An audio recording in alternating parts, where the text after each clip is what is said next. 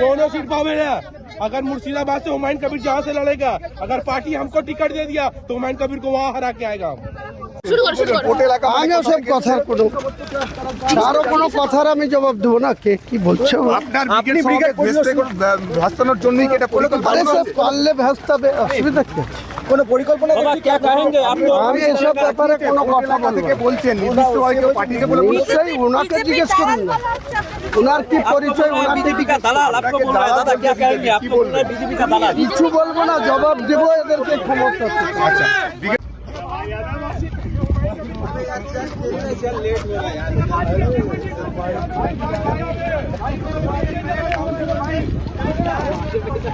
का विधायक का ना, तो वही बहुत बड़ा बात है। दोनों सीट पावे ना। अगर मुर्शिदाबाद से हुमायूं कबीर जहाँ से लड़ेगा, अगर पार्टी हमको टिकट दे दिया तो हुमायूं कबीर को वहाँ हरा के आएगा। कार्यकर्ताओं के एक नॉर्मल। आप लोग टीएमसी के कार्यकर्ता हैं, किसके कार्यकर्ता हैं? आप लोग टीएमसी क्या कहेंगे? आप लोग आज विरोध प्रदर्शन कर रहे थे। विरोध प्रदर्शन ने, हम क्रिकेट खेलने आए थे, वो हम लोग जा रहे थे तो वो सीएम के बारे में बोला तो वो बर्दाश्त नहीं हुआ। मैं टाइम्स था उसे हुमायूं कबीर ममता बनर्जी उन्नयन नहीं कर रही है। कौन? हुमायूं कबीर इतना साल एमएलए बन के विधायक बन के रहा, उसमें दुर्नीति सरकार नहीं था। आप लोग को लगता है कि मंदिर मस्जिद की राजनीति हुमायूं कबीर की तरफ से की जा रही है? हाँ जी, ये सबसे राइट बात आप बोला। मंदिर मस्जिद का राजनीति हुमायूं कबीर कर रहा है, उसको नहीं करना चाहिए।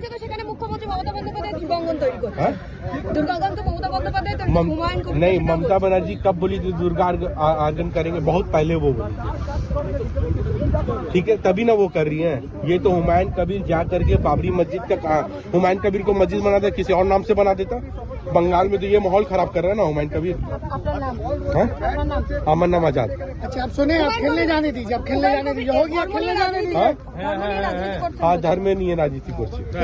বলেছি যে লাস্ট উইক অফ জানুয়ারি যদি সেটা অ্যাভেলেবল না পাই, মার্চ যদি এনওসি না পাই, 2-4 দিন এধার ওধার হতেই পারে।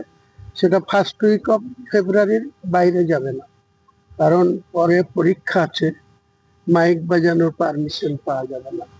ফেব্রুয়ারিতেই পরীক্ষা আছে মাধ্যমিক, এটার জন্য আমরা আজকেই যাব অফিসিয়ালি। মার্কেট ডেট পেলে আপনাদের জানিয়ে দেবো। আপনার এই প্রচারের মূল এজেন্ডাটা কি হবে? এই এখান থেকে দাঁড়িয়ে মানুষের কাছে আপনার একটাই এজেন্ডা, বাংলার মানুষের সঠিকভাবে উন্নয়ন করা। চাকরি বিক্রি করা হয়েছে এই সরকারের নেতৃত্বে, দুর্নীতিতে ডুবে গেছে এই সরকার। মমতা বন্দ্যোপাধ্যায়কে একদিন বাংলার মানুষ 34 বছরের বাম সরকারকে হটিয়ে ভরসা করেছিল, সে সততার প্রতীক ভেবেছিল। আজকে তিনার যে ভেতরের যে তেনার যে উদ্দেশ্য, তিনি 3বার মুখ্যমন্ত্রী হয়েছে।